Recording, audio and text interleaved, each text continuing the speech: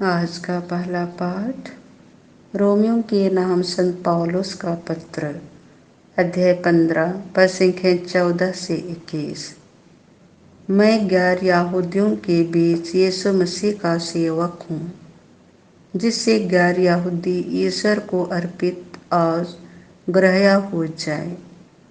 भाइयों, मुझे दृढ़ विश्वास है कि आप लोग सद्भाव और हर प्रकार के ज्ञान से परिपूर्ण होकर एक दूसरे को सत्य परामर्श देने योग्य हैं।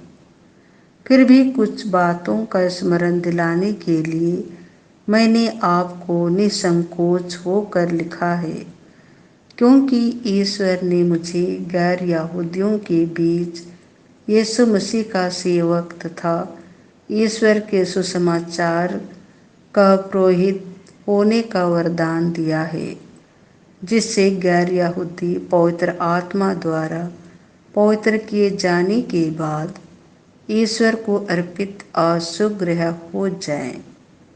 इसीलिए मैं यीशु मसीह द्वारा ईश्वर की सेवा पर गौरव कर सकता हूँ।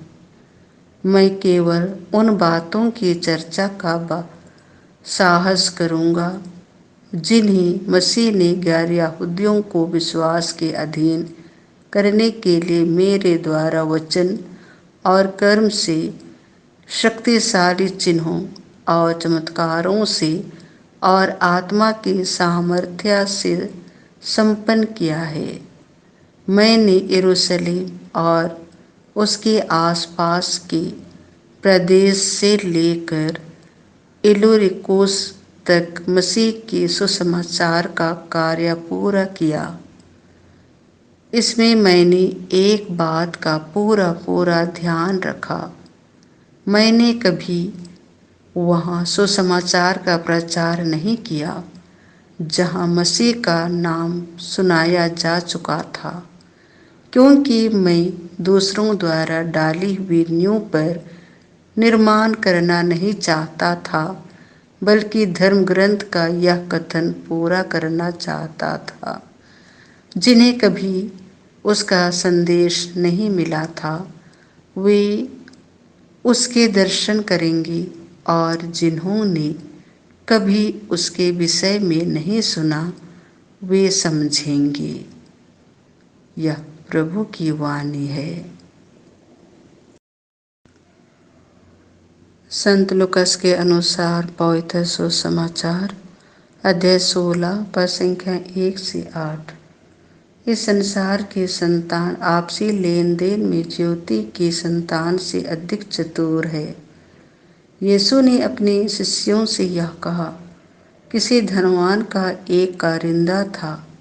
लोगों ने उसके पास जाकर कारिंदा पर दोष लगाया कि वह आपकी संपत्ति उड़ा रहा है। इस पर स्वामी ने उसे बुलाकर कहा, मैं तुम्हारे विषय में क्या सुन रहा हूँ? अपनी कारिंदगारी का हिसाब दो, क्योंकि तुम अब से कारिंदा नहीं रह सकते। तब कारिंदा ने मन ही मन यह कहा, मैं क्या करूं? मेरा स्वामी मुझे कारिंदगारी से हटा रहा है। मिट्टी खोदने का मुझ में बल नहीं, भीख मांगने में मुझे लज्जा आती है। हाँ, अब समझ में आया कि मुझे क्या करना चाहिए, जिससे कारिंदगारी से हटाए जाने के बाद लोग अपने घरों में मेरा स्वागत करें।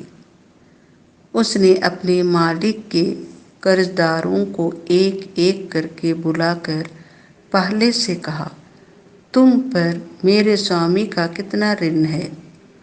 उसने उत्तर दिया, 100 मन तेल।